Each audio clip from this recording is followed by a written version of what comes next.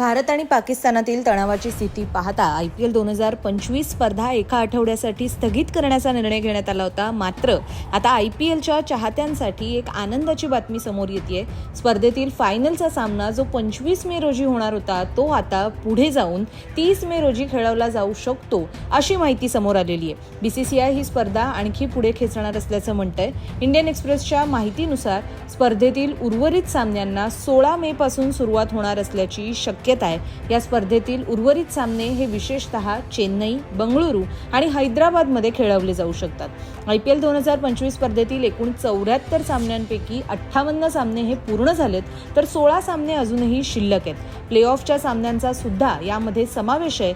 Indian एक्सप्रेसच्या वृत्तानुसार या स्पर्धेचं सुधारित वेळापत्रक आज म्हणजेच 11 मे 2025च्या संध्याकाळपर्यंत जाहीर होऊ शकतं. IPL स्थगित झाल्यानंतर मायदेशी परतलेल्या खेळाडूंच्या उपलब्धतेबाबत आता मात्र चिंता व्यक्त केली जाऊ लागली आहे.